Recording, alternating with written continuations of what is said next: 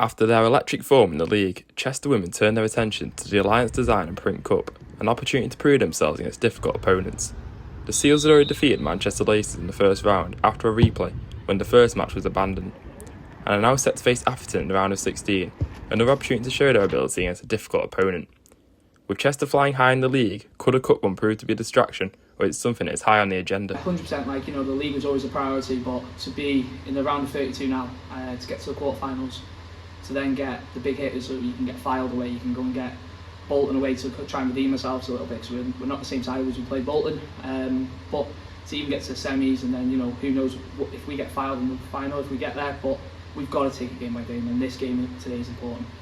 A tough game was expected against an unfamiliar Atherton side, but the Chester staff and players alike believed their side could reach the quarterfinals of the Alliance Cup for the very first time. I think we've gone into it with a mindset that we don't really know them, we're thinking this is the best team we've played, so hopefully it's going to be a good outcome and we want to stay in the cup really. Is that something you look at the cup now, going on a big run in that? Yeah, we look at the cup and obviously we're looking towards winning the league as well as we're in a title race, but it's always nice to win a cup. Chester found themselves a goal down early on, but dominated the majority of the game, and they finally equalised through Lola Smith in the final minute of time, taking the tie to extra time. And the Diva was sent into delirium when Sophia O'Neill slotted her a penalty, sent Chester through to the quarter-finals. Now a trip to the Crewe Soccer Centre awaited the Seals to face Crewe Alexandra women, a task that was sure to test them to their very limits. A crowd began to build as the players finished their preparations, eager to impress and advance in the cup.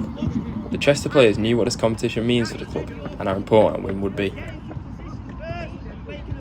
It would mean a lot for me because obviously I'm an international student from America. This is my first cup with Chester, so I think it'll be really cool. It's a really cool experience that I've never had before, I've never been a part of, so I'm really excited. Obviously you played Manchester and Atherton in the first two rounds. How were them two games for you? Well, Manchester Laces, that was my first ever game with Chester, so that game meant a lot for me. I remember it really well because it was my debut match. So it meant a lot, and I'm really happy we got a win with it. The next game, we went into overtime, so that was also really cool. I've never played here in overtime, especially in a cup match, so I'm happy for the win. As the players walked out, you could feel the anticipation in the air, both teams desperate for a place in the semi-finals. A relatively slow game was brought to life by a Crewe penalty after the Chester goalkeeper, Ava Elkington, was alleged to have brought down the attacker. Chester then equalised in the dying seconds of normal time after a wonderful goal by Sarah Redmond. The Seals then took the lead in extra time through Cindy Tweedle, sparking jubilant celebrations after the final whistle. This was a battling performance by Chester, who marched one step closer to the trophy, and it was also a worthwhile journey for the travelling Seals, who saw their team reach the semi-finals for the very first time.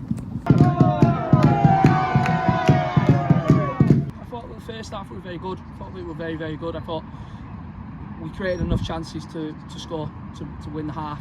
We didn't really give anything away. And the second half, I don't think it's penalty. I personally don't. Ava doesn't think she's done it. But hey ho, to be fair to the girl, she took it, she had to retake, and she scored a great goal. But for us to dig in deep and for Reddis to step up in that moment, that literally over there, is unbelievable. And obviously Cindy to come off the bench, who hasn't really played much football recently, and it shows how much character this group's got. And then obviously only the last little 10 or so minutes you've seen us drop a little bit deeper, try and fill up pockets and just go, you've got to come to us now and we can try and transition and try and counter-attack you. Among the teams left in the competition are AFC Fylde, who are now sure to be the favourites.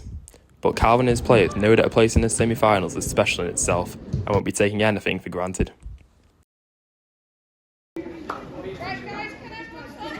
And you're into the semi-finals now for the first time. What does that mean for the club?